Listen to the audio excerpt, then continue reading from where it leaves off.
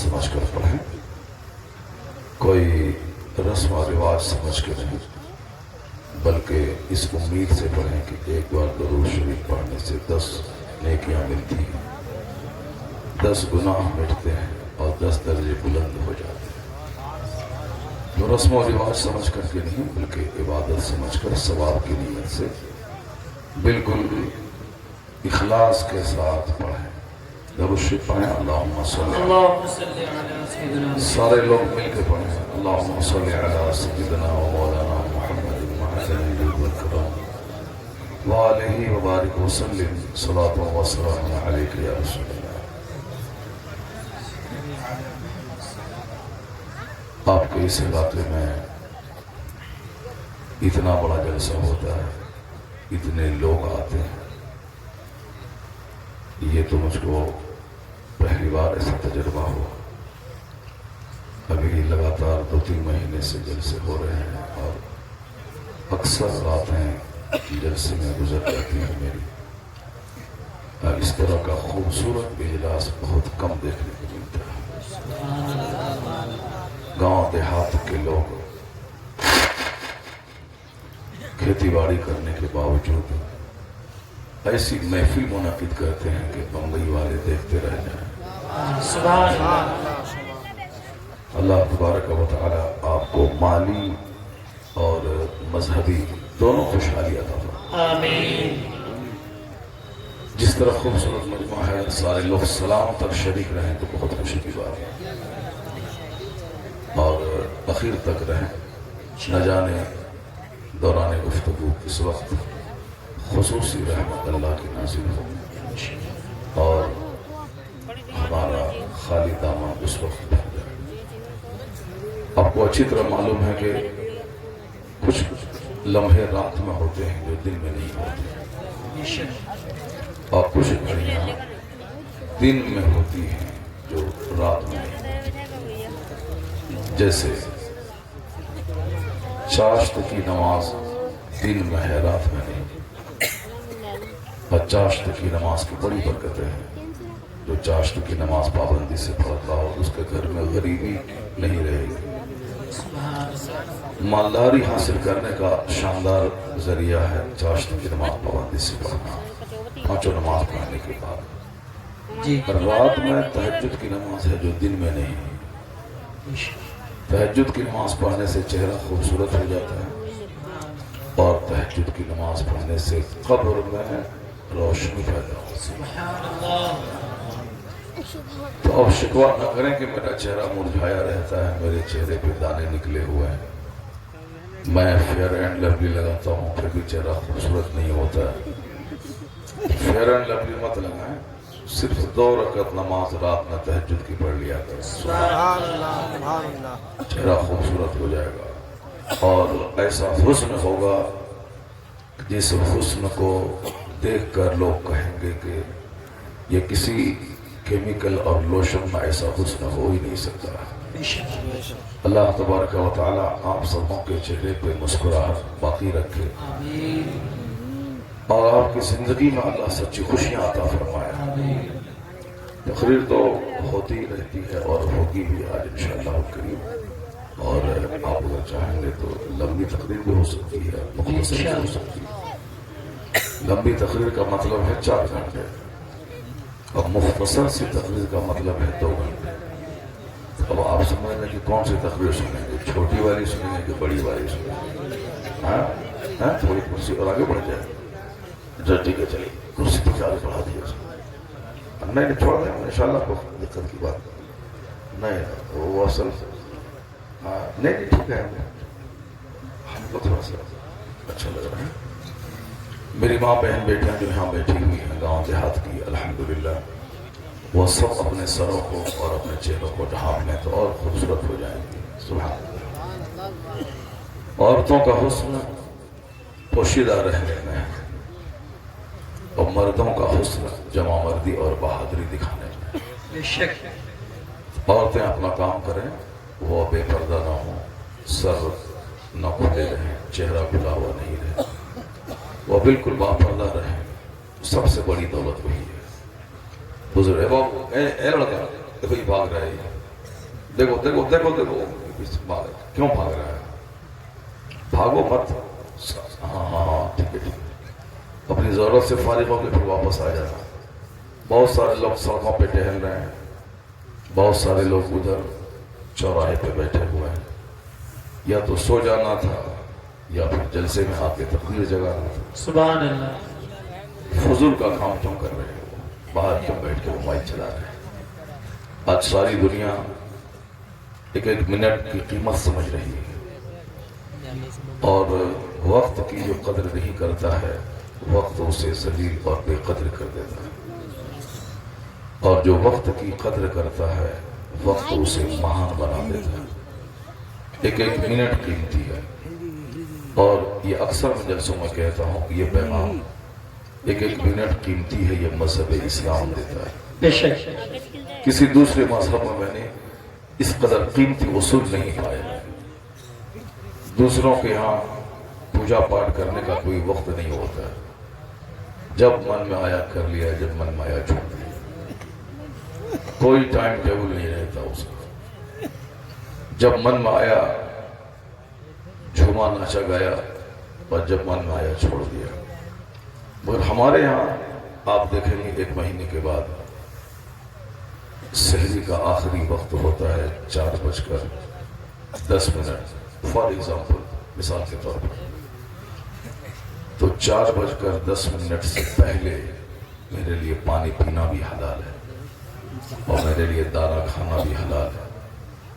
लेकिन उसी 4:10 के बाद 4:11 पे मेरे लिए पानी पीना भी हराम हो जाता है, खाना खाना भी हराम हो जाता है।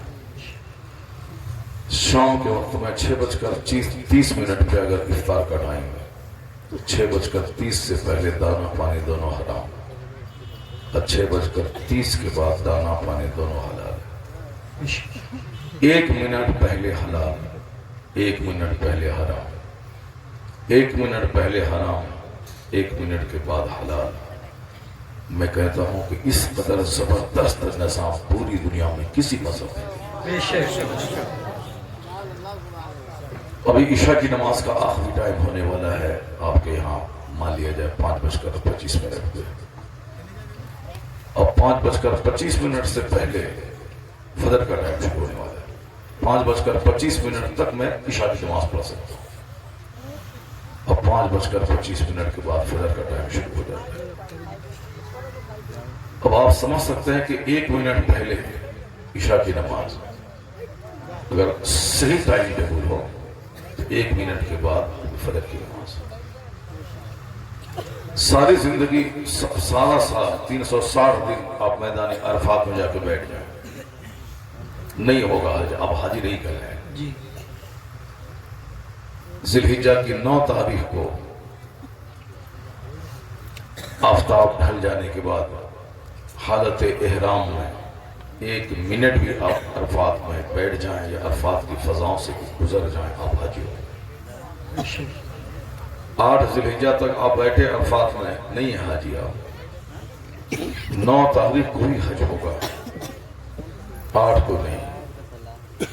तो आप समझ सकते हैं कि 1 दिन, 1 तारीख, 1 जगह में किस कदर वक्त की पाबंदी का राज पे था। ज़कात फर्ज होती है इस माल पे साल गुजर जाए। साल गुजर जाने से पहले अगर आपने अपना 1 करोड़ रुपए का जेवर अपनी बीवी को दे दिया तो आप पर ज़कात फर्ज नहीं, साल नहीं गुजरा उसमें। अब उनके पास ये माल 9 महीने, 8 महीने, 10 महीने, 11 महीने तक रहा, 50 करोड़ रुपए का जेवर, जबकि 1 लाख रुपए में 2500 रुपए ज़कात निकाले। 1 करोड़ में 2.5 लाख रुपए ज़कात। अब मेरे पास 50 करोड़ रुपए हैं, मैंने वो रुपए साल लगने से पहले अपनी बीवी को दे दिए, हम पर ज़कात फर्ज नहीं, साल ही नहीं लगा। अब बीवी उसकी मालिक हो गई, वो 11 महीने के बाद फिर वापस हमको दे दिया, उस पर भी ज़कात फर्ज नहीं। ऐसा आप लोग मत कीजिएगा, क्योंकि ज़कात से बहुत सारे गरीबों के चूल्हे जलते हैं, ज़कात से बहुत सारे मदरसे चलते हैं। ज़कात ایک ایسا سسٹم ہے جس کی وجہ سے آج ساری دنیا مجھ سے سیکھ کر یتیم خانے چلا رہی ہے. سبحان اللہ. اناتھالے اسکول کالج اور غریبوں کے ادارے چلا رہے ہیں. ہم نے لوگوں کو مساج دیا ہے کہ امیروں سے مال لیے جائیں اور غریبوں میں خرچ کیے جائیں. بے شک. یہ حضور نے کہا ہے کہ امیروں سے مال لیے جائیں اور غریبوں میں خرچ کیے جائیں. جی. یہ زکوٰۃ کا سسٹم ہے. میں نے ایک قانون بتایا آپ کو کہ اس مال پہ زکوٰۃ فرض ہے جس پہ سال گزر جاتے ہیں. کس قدر وقت کی اہمیت ہے. جی. پنکچوئلٹی. اس ٹائم میں آج فوج میں جا کے دیکھیں 4 بجے اٹھنا ہی اٹھنا ہے, 1 گھنٹے ایکسرسائز کرنا ہی کرنا ہے, اور جہاں بگل بجا فوراً سب کو اپنے کمانڈر کے سامنے کھڑا ہو جانا ہے. یہ سسٹم آپ حج میں دیکھ سکتے ہیں. میدان عرفات میں حاجی ہیں, مغرب کی نماز نہیں پڑھنی, 50 لاکھ کی ساری فوج میدان عرفات سے کوچ کر جانا ہے, اور فجر سے پہلے سبوں کو مزدلفہ پہنچ جانا. 50 لاکھ کی فوج کم و بیش. اب مزدلفہ میں چاہے آخری ٹائم میں کیوں نہ پہنچے, وہاں مغرب اور عشاء کی نماز دونوں وہاں پڑھنی. جی. پھر وہاں سے ساری فوج آفتاب کے طلوع ہونے سے پہلے کوچ کرنا, مینا جانا ہے. بے شک. مینا میں جا کے سب سے پہلے بڑے شہداء کو پتھر مارنا ہے, دوسرے اور تیسرے کو نہیں. اس کے بعد ساری فوج جائے گی, قربانی کرے گی, سر کے بال کاٹے گی. پھر سبوں کو لوٹ کے جانا ہے مکہ, خانہ کعبہ کا طواف کرنا ہے, طواف فرض طواف. پھر وہاں سے لوٹ کے مینا آنا ہے. پھر تینوں کنگڑ کو دوسرے دن پتھر مارنا ہے. پھر وہیں کیمپ پہ کرنا ہے. 50 لاکھ کی فوج ابھی عرفات میں. اب وہ ساری فوج کچھ دیر کے بعد مزدلفہ میں. دنیا میں قیامت تک جہاں کی بھی آرمی ہو, چاہے امریکہ کی ہو یا ہندوستان کی ہو یا چائنا جاپان کی ہو, جہاں کی آرمی میں ڈسپلین, وقت کی قدر, ٹائم ٹیبل کی رسپانسبلٹی اور اپنے کمانڈر کے کہنے پہ مارچ کرنا جہاں کہیں بھی ہوگا, یہ طریقہ مذہب اسلام سے لیا گیا ہوگا. سبحان اللہ.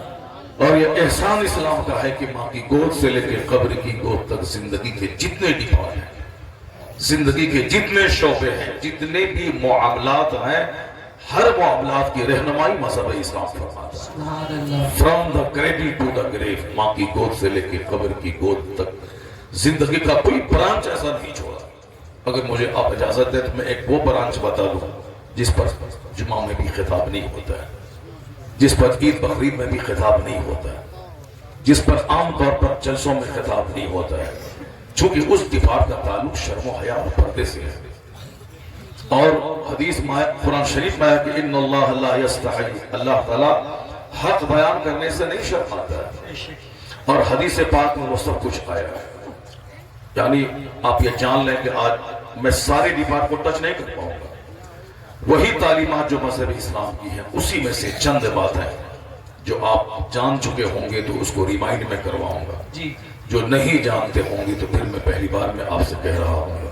اور مجھ کو معلوم ہے کہ اسلام میں جو جمعہ کے خطاب کا سسٹم ہے, جو فرض قرار دیا گیا ہے, اس کی وجہ سے ہر مسلمان کا بچہ اسلام کی بہت ساری باتوں کو, اسی خطاب کو سن کر کے جان لیتا ہے. بے شک. دوسرے لوگ جاہل رہیں چونکہ اس کے یہاں کوئی سسٹم نہیں ہے. جمعہ کے ویکلی خطاب کا کوئی سسٹم نہیں ہے. جیسے ہندوؤں کے یہاں ویکلی اجتماع کا کوئی سسٹم نہیں ہے کہ محلے کے سارے غیر مسلم اس مندر میں جمع ہو جائیں اور اس کا پنڈت وہاں جمع ہو جائے اور وہ پنڈت اپنے ماننے والوں کو کچھ پروچن کرے, کچھ سمجھائے.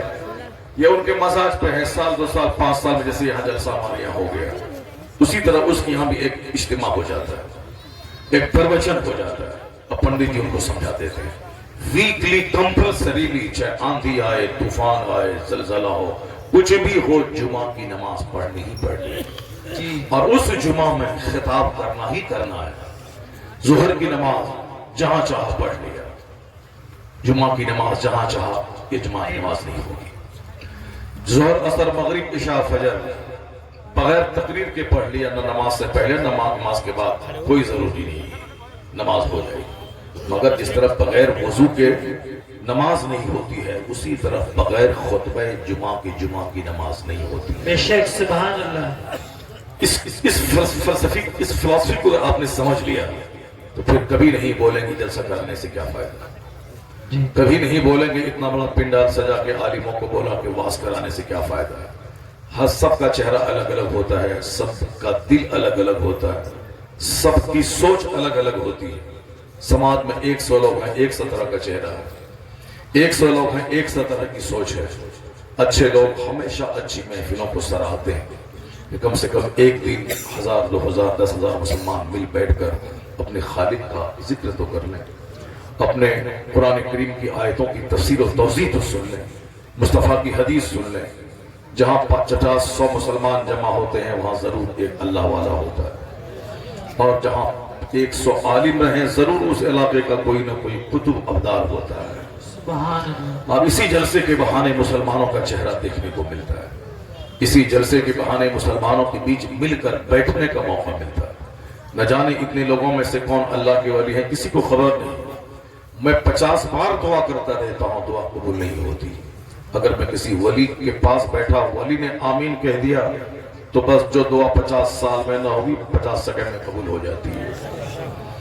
اس لیے نیک جگہوں پہ دعائیں قبول ہوتی ہیں، نیک لوگوں کی صحبتوں میں دعائیں قبول ہوتی ہیں، اور دعا قبول ہونے کا وقت بھی ہوتا ہے، اس کے لیے جگہ بھی ہوتی ہے۔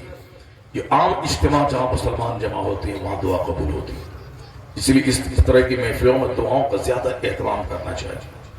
دعا کی قبولیت کے لیے مقامات ہوتے ہیں، اس طرح واز کی محفل، جمعہ کا خطبہ اور نماز پنجگانہ فرض نماز پڑھنے کے بعد حالت سجدہ میں دعا قبول ہوتی ہے، اور درود پڑھنے کے بعد دعا قبول ہوتی ہے۔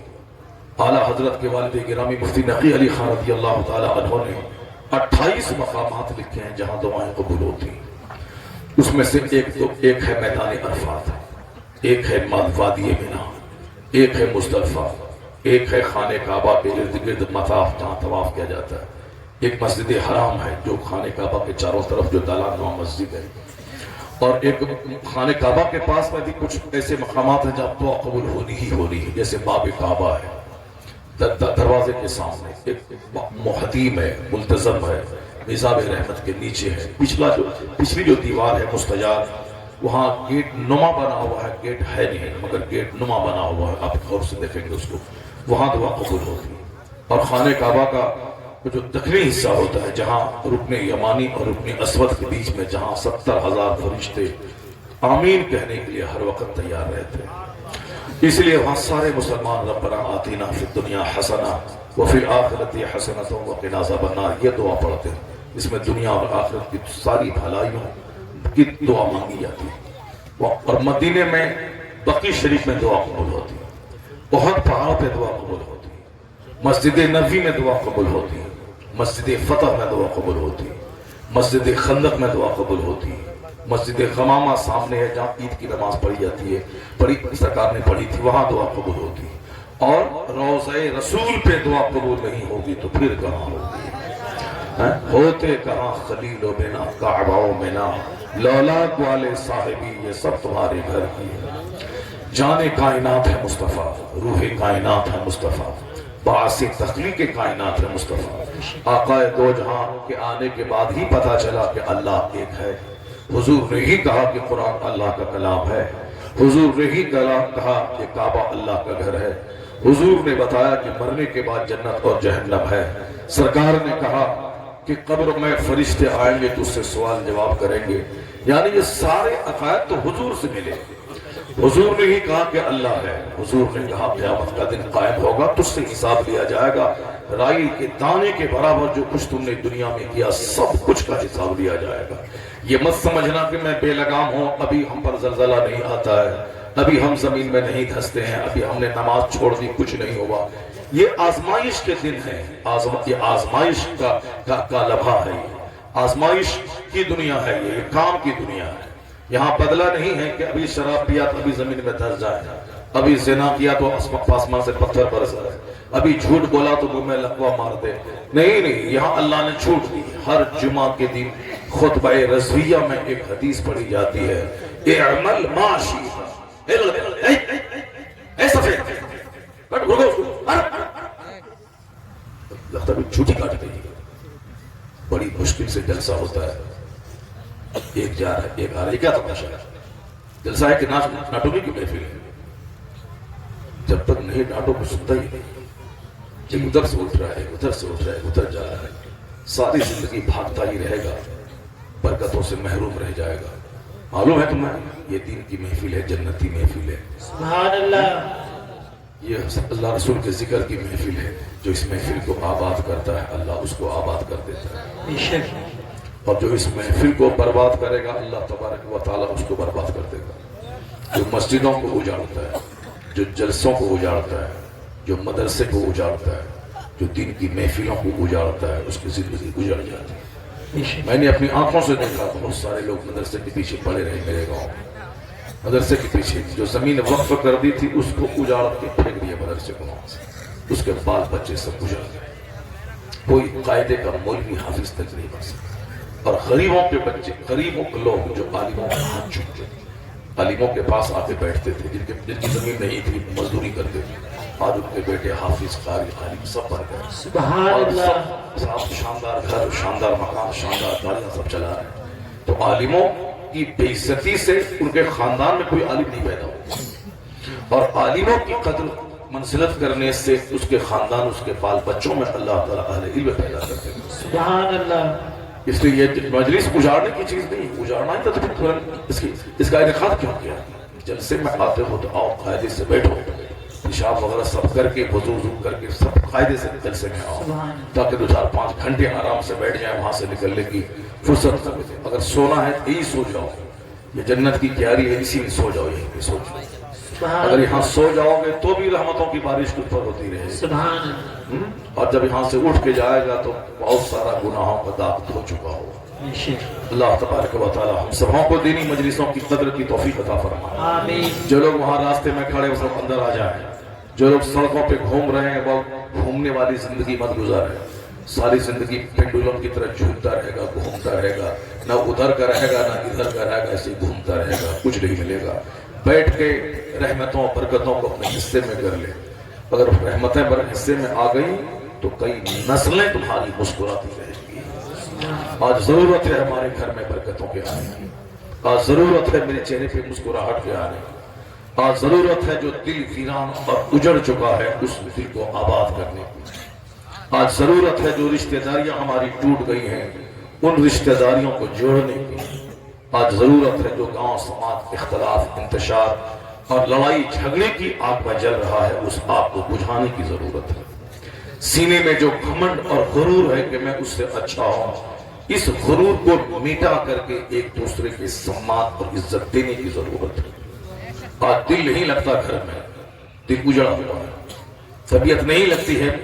ہندوستان میں بہت سارے لوگ ابھی 1 سال کے اندر میں کئی ہزار انڈین پلائن کر کے انڈیا چھوڑ کر کے کوئی آسٹریلیا چلے گئے، کوئی امریکہ چلے گئے، کوئی کینیڈا چلے گئے. ہم لوگ تو اپنے گاؤں کو دیکھتے ہیں، وزیر گنج کو دیکھتے ہیں. کیا نام ہے اس کا؟ مرزا گنج. ہماری نظر تو مرزا گنج پہ، مگر کچھ لوگوں کی نظر پورے لکھیم پور علاقے پہ، کچھ لوگوں کی نظر پورے لکھنؤ بینچ پہ، کچھ لوگوں کی نظر پورے اتر پردیش پہ ہے، کچھ کی نظر پورے ہندوستان پہ ہے، کچھ کی نظر ساری دنیا پہ ہے. جو جہاں تک رہتے ہیں اسی طرح کی سوچ رہتی ہے. کچھ لوگ یہ دیکھتے ہیں کہ جو بیماری ہمارے اس گاؤں میں ہے وہی بیماری لکھنؤ میں بھی ہے، وہی بیماری بریلی میں بھی ہے، وہی بیماری بمبئی میں بھی ہے. کہاں بھاگے گا؟ اپنا یہ محلہ چھوڑ کر کے لکھنؤ جائے گا. لکھنؤ میں اس سے برے لوگ رہتے ہیں، حسد کرنے والا، جلن کرنے والا، دوسروں کو نیچا دکھانے والا، جھوٹے کیس مقدمے میں پھنسا کر کے اس کی دکان کو ٹھپ کر دینے والا، اس کے بال بچوں کی نوکری چھوڑا دینے والا. اپنا ستو اور پانی باندھ کر لکھنؤ سے بریلی جا کر کے میری بیٹی کا جو رشتہ وہاں لگتا ہے انجینئر سے، جو آدمی ایک قدم بغیر فائدے کے نہیں اٹھاتا، اب وہ آدمی میرے رشتے کو توڑوانے کے لیے لکھنؤ سے بریلی جا کر کے میری شکایت کر کے میری بیٹی کا رشتہ توڑوا کے مسکراتا ہے اور تالی بجانے لگتا ہے. ایسے ایسے لوگ سماج میں اسے کیا کہیں گے؟ آدمی کہیں گے وہ جانوروں سے بدتر ہے جو اپنے پڑوسی کی بیٹی کا رشتہ توڑوا دیتا ہے۔ ایسے لوگوں سے سماج بھرتا ہوا جا رہا ہے۔ کہاں ہو تم؟ خالی گاڑی مکان دکان، صاحب اسی میں لوگ لگے ہوئے ہیں، گاڑی مکان دکان۔ قیامت کی نشانی ہے کہ جو ننگا بدن ہوگا وہ اونچی عمارت میں فخر کرے، جو بکری کا چرانے والا ہوگا اونچی عمارت میں فخر کرے گا۔ نہیں پڑھی تم نے حدیث جبریل؟ بخاری شریف کی سب سے بڑی حدیث حدیث جبریل، جس میں آیا ہے ان تلد الامۃ ربتہا، جب دیکھنا کہ باندیاں اپنے مالک کو جنم دے رہی ہیں تو قیامت کا انتظار کرو۔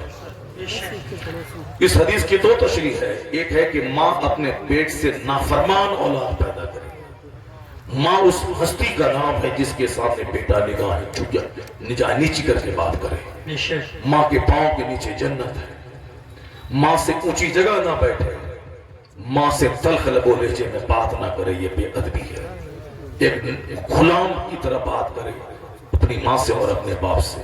لیکن آج دیکھیں ایک بیٹا جو ماں کو پالتا ہے، کھلاتا پلاتا ہے، کپڑے دیتا ہے، وہ کبھی کبھی غصے میں آ کے آنکھ دکھا کے کہتا ہے خبردار ٹھیک سے رہو ورنہ بہت برا ہو جائے گا۔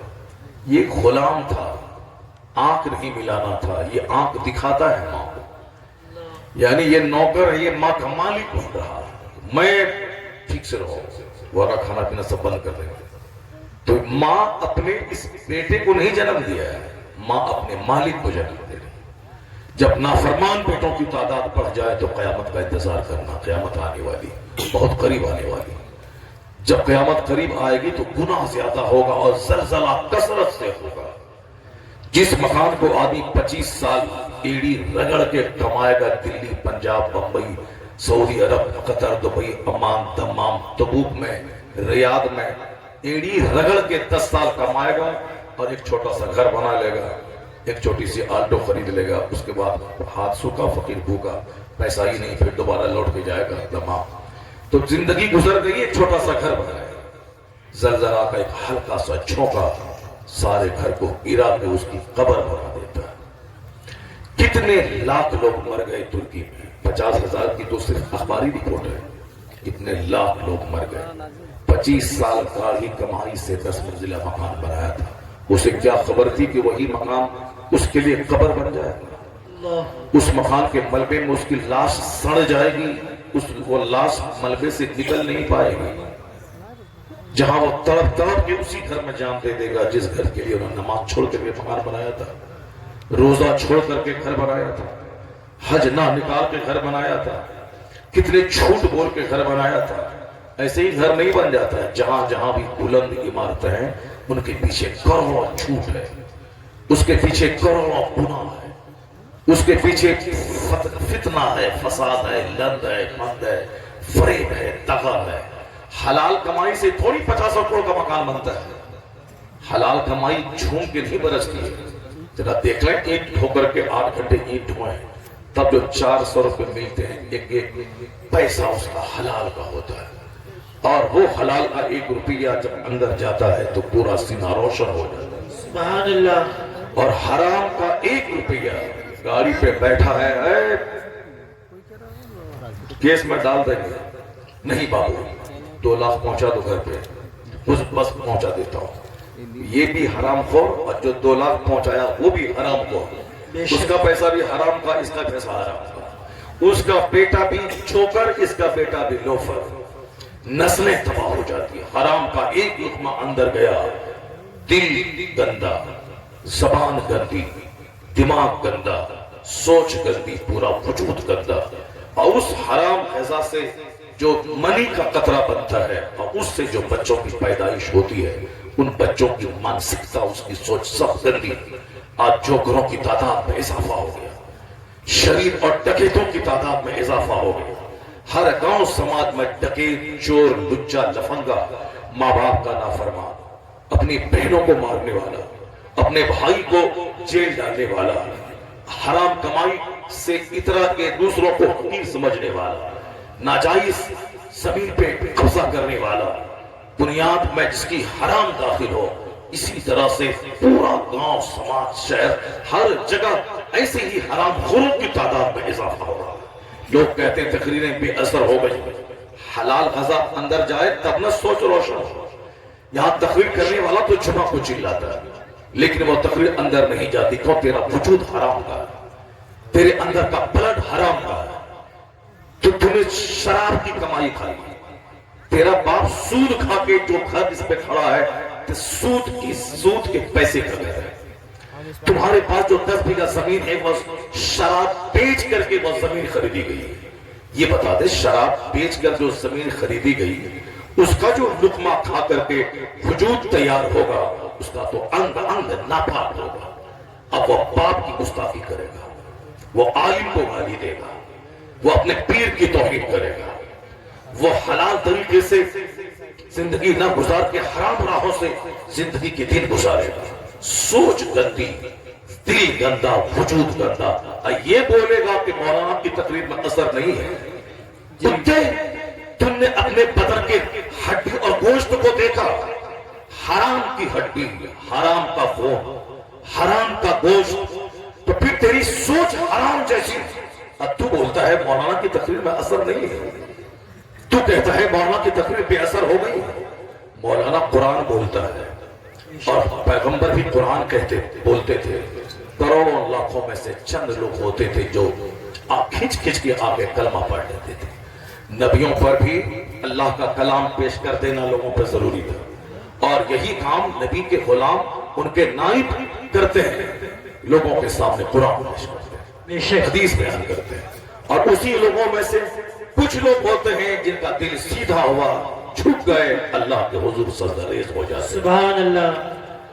کسی کے گلے میں چادر ڈال کے مسجد میں گزارنا فرض کسی نبی پہ نہیں تھا، نہ کسی عالم پہ فرض ہے، کسی پہ فرض نہیں تھا، نہ کسی نبی پہ، نہ کسی عالم پہ فرض ہے، صرف اللہ کا کلام پہنچا دینا ہے۔ لگتا ہے کہ حضور سیدی سوال ملت کی آمد ہو رہی ہے، انتہائی ادب و احترام کے ساتھ آپ کھڑے ہو جائیں۔ شہزادے سرکار غوث اعظم جانشین حضور طاہر ملت، حضور پیر طریقت رہبر رائے شریعت سیدی سرکار جن لوگوں نے اب تک کسی صحیح پیر و مرشد سے اب تک بیعت نہیں کی ہے، وہ حضور سہیل ملت کے ہاتھوں ہاتھ دے کر اپنے زندگی کے چراغ کو روشن کریں، اپنے دلوں کو روشن کرنے کا سامان مہیا کریں، اور اپنے شیخ کی غلامی میں داخل ہو جائیں۔ مرشد اور شیخ کی نگرانی میں جو زندگی گزرتی ہے، وہ زندگی ناکامی سے محفوظ رہتی ہے۔ دنیا میں بھی شیخ کی رحمتیں ان کے ساتھ رہتی ہیں، اور مرنے کے بعد بھی شیخ کی عنایتیں اس کے ساتھ رہتی ہیں، قبر میں، حشر میں، جنت میں۔ اس لیے صحیح پیر کا انتخاب کرنا چاہیے تاکہ ہمیں صحیح راستہ دکھلائے، اور ایسا غلط پیر اگر کا انتخاب ہوا تو دنیا اور آخرت دونوں تباہ ہو جائے گی۔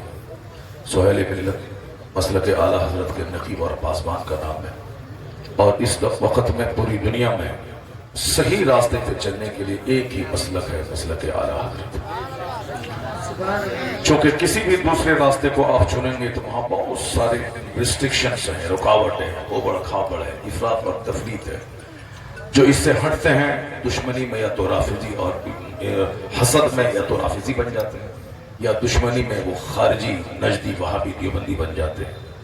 خطرہ رہتا ہے ان سے جلنے والا یا تو گستاخ رسول کو کافر کہنا چھوڑ دیتا ہے، وہ ان کے گروپ میں چلا جاتا ہے، یا اس مسلک سے چڑھنے والا وہ صحابہ کا گستاخ بن کے مولا علی کی محبت میں صحابہ کی توہین کر کے رافضیوں کی جھولی میں چلا جاتا ہے۔ یہ بیچ کا راستہ ہے، تیرے غلاموں کا نقش قدم ہے راہ خدا، یہ وہ سراغ ہے، یہ وہ کیا بہک سکے جو یہ سراغ لے کے چلے، جہاں اللہ کی تعظیم، مصطفیٰ کی تعظیم، اہل بیت کی تعظیم، صحابہ کی تعظیم، امام کی تعظیم اور غوث و خواجہ کی تعظیم، صرف تعظیم ہی تعظیم ہے۔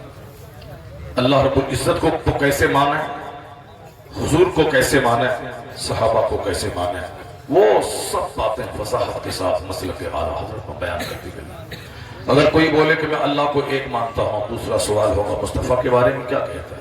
وہ بولے گا میں نبی کو لاجواب مانتا ہوں، پھر سوال ہوگا علم غیب کے بارے میں کیا کہنا ہے؟ وہ بولے گا علم غیب میں مانتا ہوں کہ حضور کو اللہ نے علم غیب دیا، تو پھر سوال ہوگا اختیارات کے بارے میں کیا کہتا ہے؟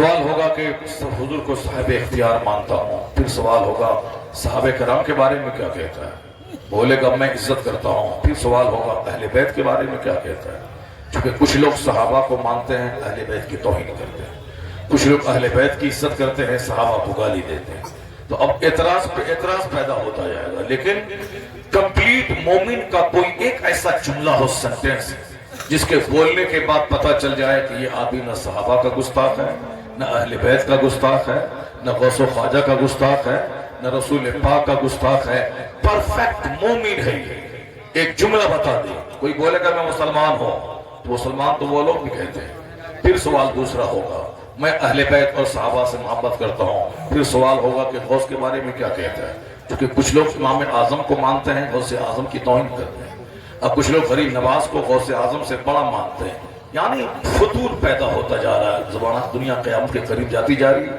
ویسے ہی طرح طرح کی الٹی سیدھی سوچ پیدا ہوتی جا رہی ہے۔ اس دور میں ایک لفظ ہے جس کے آگے کوئی سوال نہیں ہوگا کہ حضور کے بارے میں کیا، صحابہ کے بارے میں کیا، اہل بیت کے بارے میں کیا، امام اعظم کے بارے میں کیا، غریب نواز کے بارے میں آگے کوئی سوال نہیں، صرف ایک جملہ ہے، مسلک اعلی حضرت زندہ باد۔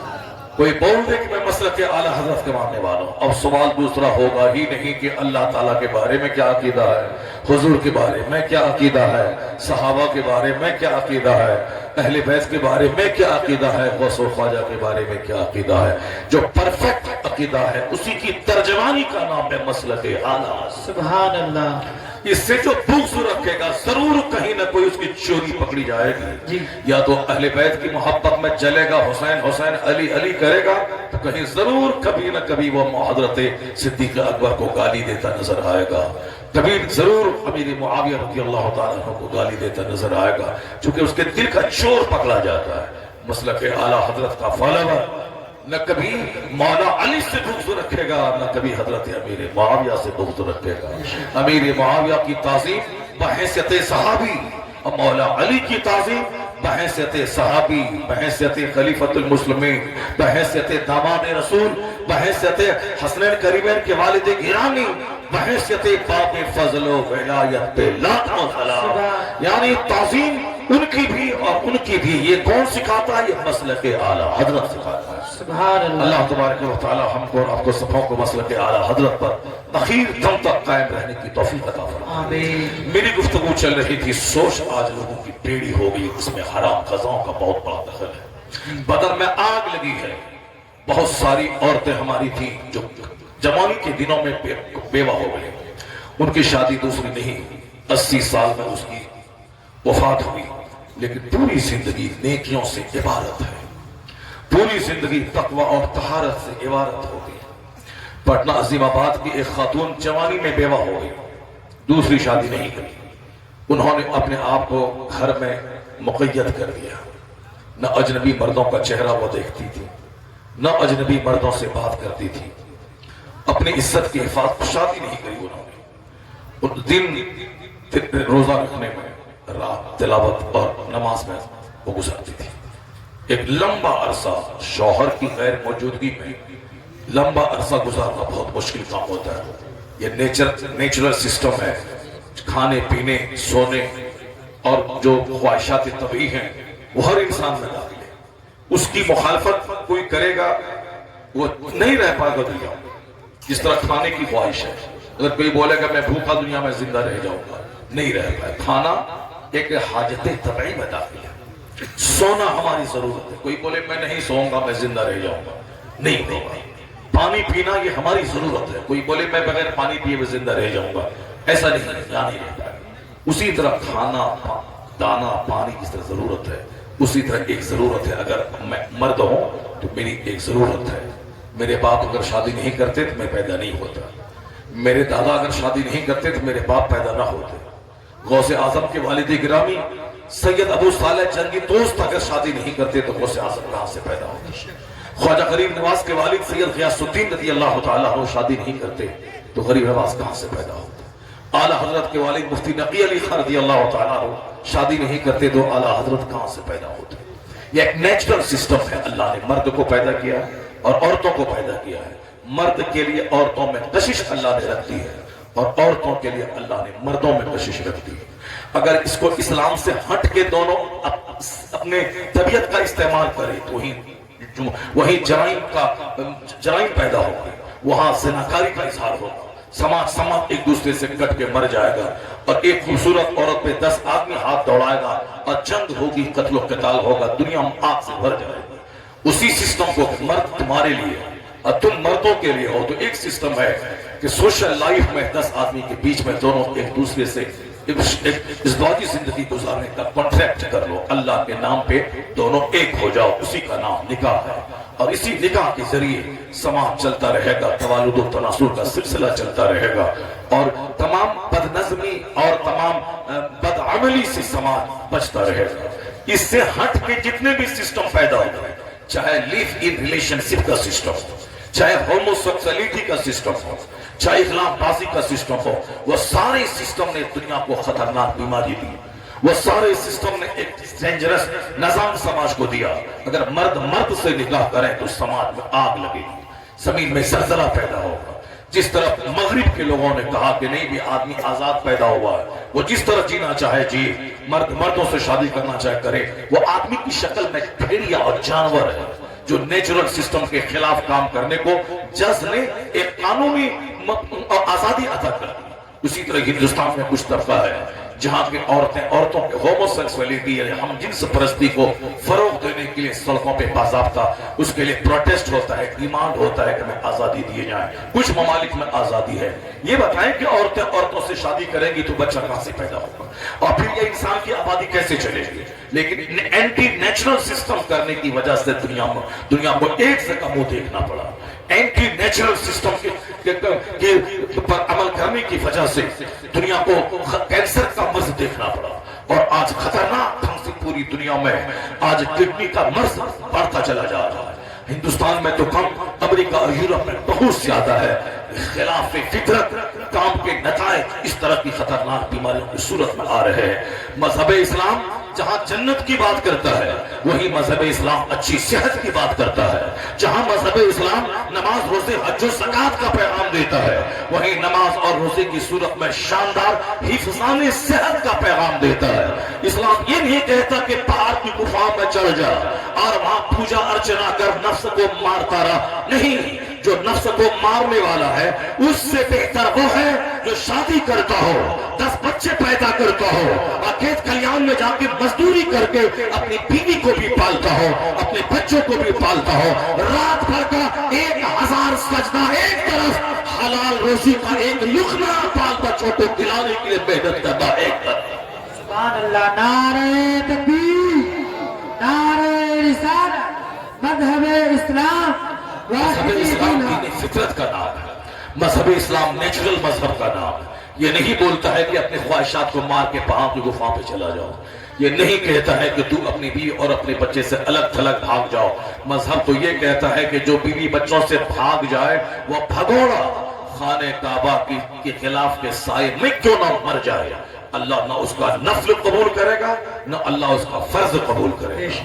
یہی وہ درس حدیث پاک میں جو ہم کو دکھلایا گیا ہے جو سوشل سسٹم کو چربنانے سے بچاتا ہے. وہ نہ شوہر بیوی سے آج تنگ ہے, بیوی اپنے شوہروں سے تنگ ہے. شوہر اچھا نہیں ملا, بیوی اچھی نہیں ملی, ہر آدمی کو شکایت ہے, لیکن ایڈجسٹمنٹ ہو رہا ہے, چل رہا ہے. کیوں؟ حضور نے ایک اچھی زندگی گزارنے کا ایک شاندار ضابطہ دیا ہے. آقا نے کہا ہے کہ اللہ کے نام پہ تیرے پاس آئی ہے, جو کھاؤ وہ کھلاؤ, جو پہنو وہ پہناؤ اور اس کے ساتھ حسن سلوک کر. یہ ٹیڑھی پسلی سے پیدا ہوئی ہے, اس کو سیدھا کرنے کی کوشش مت کرنا. اگر سیدھا کرنا چاہو گے یہ ٹوٹ جائے گی اور ٹوٹنا طلاق ہے. اللہ صبر. امریکہ کے لوگوں نے ایٹم بم دیا, امریکہ کے لوگوں نے ہوائی جہاز دیا, 7 سمندر پار کے دانشوروں نے, ڈیوڈ ہکس نے مائکرو فون دیا, ہینری فورڈ نے موٹر کار دیا, جیل پیئر نے ٹیلی ویژن دیا, دوسرے دانشور نے کمپیوٹر, لیپ ٹاپ, موبائل دیا. یہ سب دیا, لیکن پرسکون زندگی گزارنے کا فارمولا کسی سائنٹسٹ نے نہیں دیا, کسی کسی فلاسفر نے نہیں دیا. اگر اچھی زندگی گزارنے کا فارمولا کسی نے دیا تو محمد عربی کی ذات گرامی نے. سبحان اللہ. اس لیے اعلیٰ حضرت کی زبان میں نہ کوئی فلاسفر بڑا ہے، نہ کوئی ڈاکٹر بڑا، نہ کوئی انجینئر بڑا ہے، نہ کوئی پروفیسر بڑا، نہ کوئی سائیکولوجسٹ بڑا ہے، نہ کوئی فزیشین بڑا، نہ کوئی سرجن بڑا ہے، نہ کوئی پولیٹیشین بڑا. اعلیٰ حضرت نے کہا کوئی بڑا نہیں ہے، سب سے اعلیٰ و اولا ہمارا نبی، سب سے بالا و بالا ہمارا نبی. سارے اونچوں میں اونچا سمجھیے جسے ہے، اس اونچے سے اونچا ہمارا نبی. حضور کی بات سب سے لاجواب، حضور کا پیغام سب سے لاجواب. سرکار دو جہاں نے اس دنیا کو ایک امن و سکون کی جنت بنانے کا پیغام دیا ہے. آقا کے فارمولے میں زبردست کمپلیکیٹڈ ماحول میں عزت دارانہ زندگی گزارنے کا ضابطہ مصطفیٰ نے دیا ہے. یہاں ہم جاڑے سے بھاگ نہیں سکتے. اس دنیا میں رہنا ہے تو گرمی سے ہم بھاگ نہیں سکتے. اس دنیا میں رہنا ہے تو ہم برسات سے بھاگ نہیں سکتے. کوئی بولے کہ میں ایسی دنیا تلاش کروں جہاں سردی نہ ہو، وہ پاگل ہے. کوئی میں ایسی دنیا تلاش کروں جہاں گرمی نہ ہو، وہ پاگل ہے. جو کوئی بولے میں ایسی دنیا تلاش کروں جہاں بارش نہ ہو، وہ پاگل ہے. کوئی بولے ایسی دنیا میں ڈھونڈوں جہاں رات نہ ہو، وہ پاگل ہے. کوئی بولے میں ایسی دنیا تلاش کروں جہاں دن نہ نکلے، وہ پاگل ہے. چونکہ دنیا کا مطلب ہی ہے زمین کا ہونا، آسمان کا ہونا، رات کا ہونا، دن کا ہونا، گرمی کا ہونا، سردی کا ہونا، بارش کا ہونا، موسم خزاں اور موسم بہار کا ہونا. یہ اسی کا نام ہے یونیورس، اسی کا نام ہے کائنات، اسی کا نام ہے دنیا.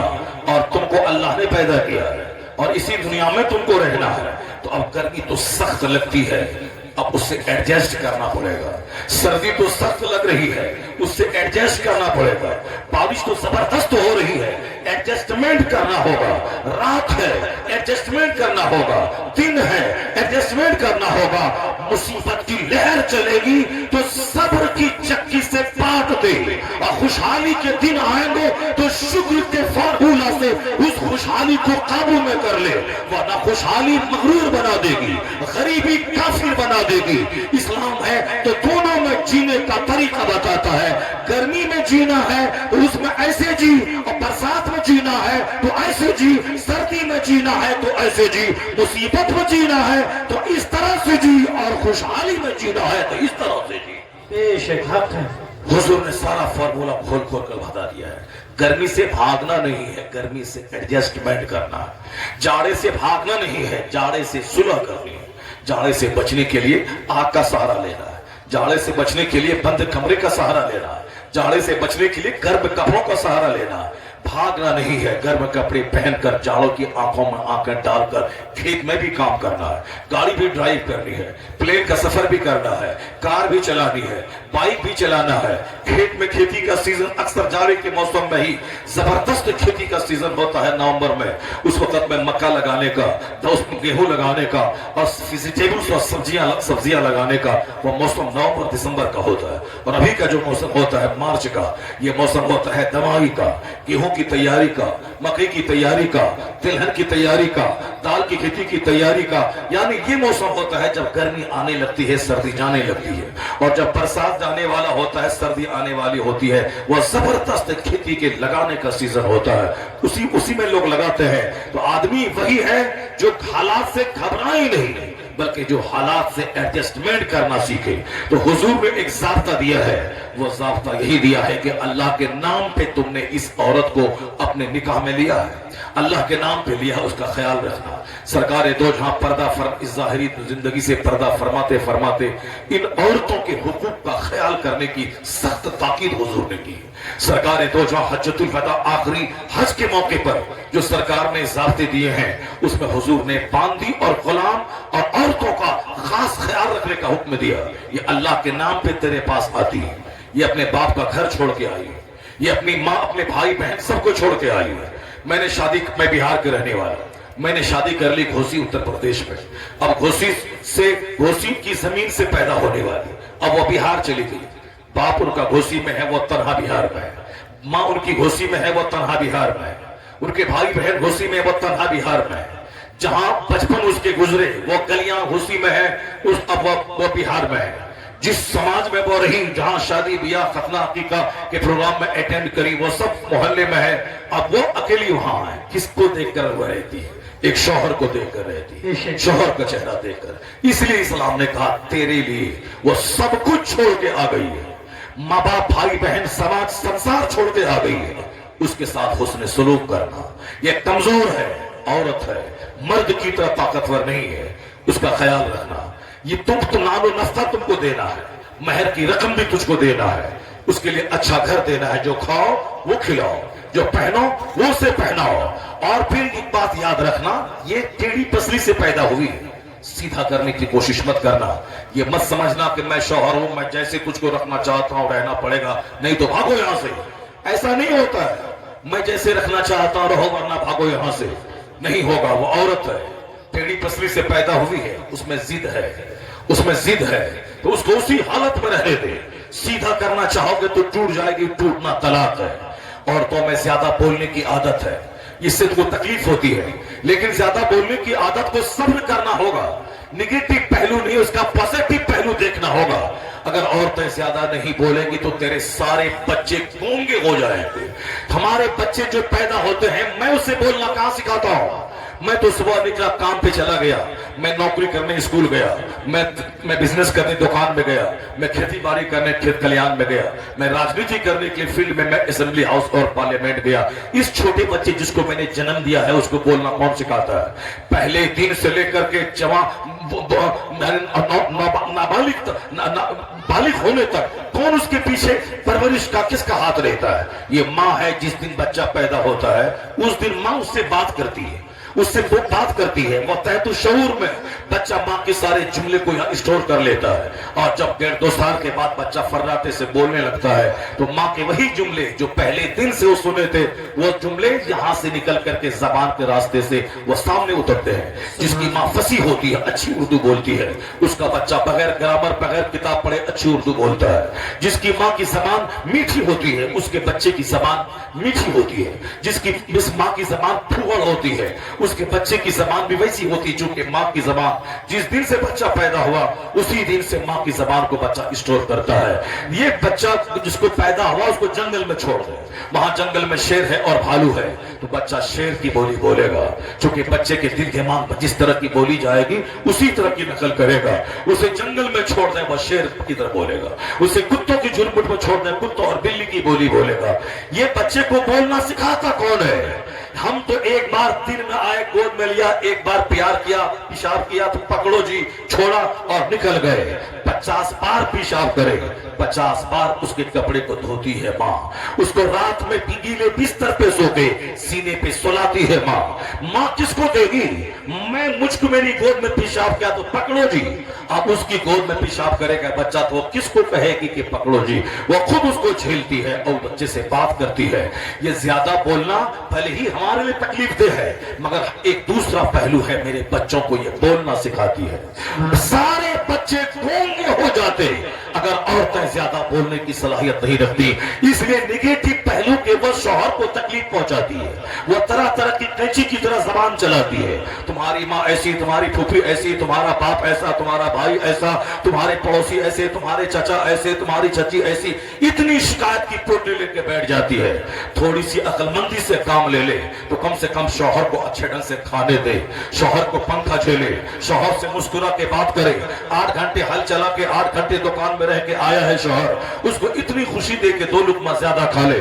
اس کا دماغ جو 8 گھنٹے دکان میں رہنے کا تھا ٹینشن فری کر دے، مسکرا کے اچھی بات کر کے. مگر یہ اتنی بڑی بات اس کی اس کھوپڑی میں نہیں آنے والی ہے. ادھر کھانا دیتی ہے، اچھا شاندار کھانا بناتی ہے، ادھر جہاں بیٹھ گئی تو شکایت کی پوٹلی کھولنے لگتی ہے. تمہاری ماں ایسی، تمہاری پھوپھی ایسی، تمہارا باپ ایسا، تمہارا چچا ایسا، تمہارا بھانجا ایسا، تمہارا بھتیجا ایسا. اب یہ بیچارہ مرد ہے جو سب کو پی جاتا ہے، سہ جاتا سمندر کی طرح. ایک صاحب بولا حضرت میری بھی بڑی تکلیف پہنچاتی ہے. پیر صاحب نے بولا تم شوہر ہے یا وہ شوہر ہے؟ کہا حضور میں شوہر ہوں. کہا پھر شوہر کا مطلب، مرد کا مطلب بادشاہ ہوتا ہے. تو جو بادشاہ ہوتا ہے وہ سب کچھ پی جاتا ہے، پیتا رہا اور گھر کو خوشی کا ماحول بناتا رہا. وہاں سیدھا کرنا چاہے گا تو ٹوٹ جائے گی، ٹوٹنا طلاق ہے. आग लग जाएगी घर में, उसी हालत में रहने दे। कसरत ज्यादा बोलती है, मेरे बच्चों को गूंगा बनने से बचाती है। वो ज्यादा बोलती है, ज्यादा बोलने की वजह से मैं जब गमगीन और रंजीदा होता हूँ, वो मुझको खुशी देने का सामान करती है। मेरे कपड़े धोती है वो, मेरे खाना बनाती है वो, मेरे बच्चों को पालती है वो, मेरे घर को सुखी बनाती है वो। मैं घर छोड़ के 10 साल तक के लिए गल्फ चला जाऊं, इस घर की हिफाजत करती है। बड़े काम की चीज है। इसलिए हुजूर ने कहा कि अल्लाह के नाम पे तुमने उनकी शर्मगाह को अपने लिए हलाल किया है। जो खा वो उसे खिला, जो पहन उसे पहना।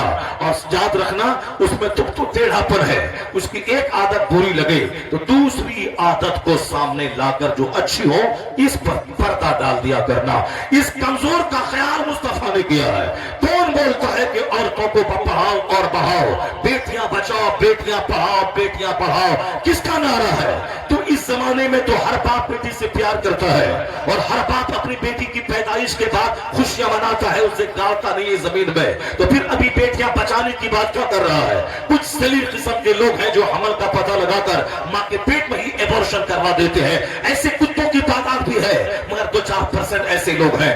मेजोरिटी बच्चियों से प्यार करने वालों की, बच्चियों की पैदाइश पे खुशियां मनाने की है। जब बच्चियों की पैदाइश पे खुशियां मनाई जा रही है तो फिर कौन सा नारा है? बेटियां बचाइए, बेटियां पढ़ाइए। आज गांव का देहाती, शहर का शहरी सब बेटी को पढ़ाना चाहता है। सारे लोग पढ़ा रहे हैं, सारे लोग पढ़ा रहे हैं। फिर अभी बेटियां पढ़ेंगी, बेटियां पढ़ेंगी, ये नारा अजूबा नहीं है। नारा अजूबा वो था जो 1400 साल पहले दिया गया, जब बाप अपनी बेटी को कातिल हो चुका था, जब बाप अपनी बेटी को जिंदा दफन करता था, जब औरतें बेवा हो गई, लौट के बाप के पास आ गई, बाप उसको टाइम कह करके जीने का हक छीन लिया था। तो उस वक्त जब बेटियों पे बाप सालिब बन चुका था, बेटियों को दफनाया जा रहा था, उस वक्त नारा किसने दिया कि बेटियां मारी नहीं जाएंगी, बेटियां बचाई जाएंगी। बेटियां मारने की चीज नहीं है, बचाने की चीज है। कयामत तक अगर बेटियां आज बच रही है, मारी नहीं जा रही है, तो एहसान मोहम्मद अरबी रहमत दो आलम का है, जिसने कहा कि बेटियां मारी नहीं जाएंगी, बेटियां बचाई जाएंगी। जिस घर में बेटी पैदा होती है, अपने साथ रहमतों का भंडार लेके आती है। सुभान अल्लाह। ये नारा मोहम्मद अरबी रहमत दो आलम अलैहिस्सलाम का है। जिस वक्त बाप ही बेटी को जिंदा दफन करता था, कौन बचाने की बात करता? अभी शौहर तलाक दे दिया, बाप के पास लौट के आ गई, बीवी का शौहर मर गया, बेवा होकर भी बच्ची बाप के पास आ गई, तो अब बाप ही अगर बेटी को मारने लगे तो कौन बचाएगा? आज तो शौहर मार दिया, शौहर छोड़ के भाग गया, बाप के पास शरण ले रही है, और शौहर मर गया, बाप के पास शरण ले रही है। लेकिन जब बाप ही उसको बेसहारा करता हो, उस वक्त कौन उसे सहारा देगा? दुनिया ने अपनी आंखों से देखा कि बेवा को डाइन और कातिल कहने वाला बाप और फिर अपनी बेटियों को जिंदा दफन करने वाला बाप। उस माहौल को किसने बदला? किसने मेंटेलिटी बदली? किसने लोगों की सोच बदली? किसने जीने का ट्रेंड बदल दिया? जो कातिल था वो बेटी की पैदाइश की तमन्ना करने लगा। औरतों को पढ़ाना जुल्म था, लेकिन पैगंबर आजम ने कहा कि नहीं, तलबुल इल्म फरीज़तुन अला कुल्लि मुस्लिम व मुस्लिमा, हर मुसलमान मर्द और औरत पे इल्म हासिल करना फर्ज है। औरतें पढ़ेंगी तो औरतें बचेंगी, औरतें पढ़ेंगी, औरतें बढ़ेंगी। ये नारा किसी दूसरे का नहीं है, ये नारा अगर है तो रहमत दो आलम मुस्तफा जाने रहमत का नारा है। दुनिया में जहां भी अच्छाइयां है और जहां भी गुडनेस है, जहां भी अच्छी विशेषताएं हैं, कहीं ना कहीं उसका तार मोहम्मद अरबी के फरमान से जरूर जुड़ा होता है। जहां भी अच्छा, ये मत बोला कि फिल्म में ये बात अच्छी थी, फला नेता ने अच्छी बात कह दी, फला टीचर ने बड़ी अच्छी बात कह दी, फला प्रोफेसर ने अच्छी बात कह दी, फला आदमी था अगरचे पंडित था अच्छी बात कह दी। अच्छी बात जहां भी है उसका रिश्ता कहीं ना कहीं कुरान और हदीस से जुड़ा हुआ है। हमसे वो मुस्तार लिया है, वो हमसे ले लेकर के उनकी जबान से बातें अदा हो रही हैं। अब जरा सुनिए, हुजूर का एक है कहना और एक है प्रैक्टिकल में जन्नती माहौल दे के बता देना। सरकार दो जहां अलैहिस्सलाम के पास एक बीवी नहीं थी, हुजूर के पास 11 बीवियां थी। एक बीवी रखना बहुत आसान है और आजकल वो भी आसान नहीं, बहुत मुश्किल काम है। एक बीवी वाला आज बहुत परेशान है, वो कई महीने घर से बाहर रहता है, क्योंकि इस कदर सर नौचाई होती है अंदर में, सर से लेके पांव तक 5 करोड़ का गहना सोना उसको डाल दे اور یہ سمجھ لیں کہ یہ خوش ہو جائے گی اب میں جب جاؤں گا میرے پاؤں دھو کے پیے گی، میں 5 کروڑ کا زیور اس کو دے دیا ہوں۔ ایسا نہیں، 5 کھرب روپے کا زیور دیتے ہیں، وہ ٹر رہتی ہے، وہ بالکل اپنے آپ میں مگن رہتی ہیں۔ وہ تم ہی کیا دے گا، بہت سے لوگوں نے دیا ہے، تم ہی کیا دیا، وہ تو اس سے بھی زیادہ دے دیا ہے، تم کیا دے گا، وہ تو اتنا زیادہ دے دیا ہے۔ یعنی کچھ بھی کر لیں زیور دیتے اور چاہیں کہ خوش ہو جائے، ایسا نہیں ہوتا ہے۔ آپ چاہے 10,000 روپے کا سوٹ لا کے دے دیں، نہیں، سمجھ لیں مست ہے شوہر، واہ آج تو اتنی خوش رہے گی کہ دروازے پہ کھڑی ہو کے دروازہ کھول کے مسکرا کے سلام کر کے استقبال کرے گی، ایسا نہیں ہوتا ہے۔ وہ وہیں ڈر رہے گی، آپ جاؤ گے اندر تب اس کے بعد وہ اٹھے گی، اگر موڈ ٹھیک ہے تو سلام، نہیں موڈ ٹھیک ہے تو بس چادر تان کے سو گئی۔ تو بس اب وہ سمجھے کہ میں 10,000 کا سوٹ میں دیا ہوں، وہ دروازے پہ دروازہ کھول کر کے مسکرا کے استقبال کر کے ہاتھ چوم کر کے ہاتھ پکڑ کے لے جائیں گی، بیٹھائیں گی، پنکھا جھیلیں گی، لنگی لا کے دیں گی اور خبر و خیر دریافت کریں گی۔ ایسا نہیں ہوتا ہے، 95% گھروں میں ایسا نہیں ہوتا ہے۔ وہاں بس آنے کے بعد ہی موڈ بگڑ جانا ہے، غصہ کرنا ہے۔ آپ کیا پہنائیے گا 10,000 کا جو میرا باپ پہنا دیا ہے، آپ کیا پہنائیے گا جو میرا بھائی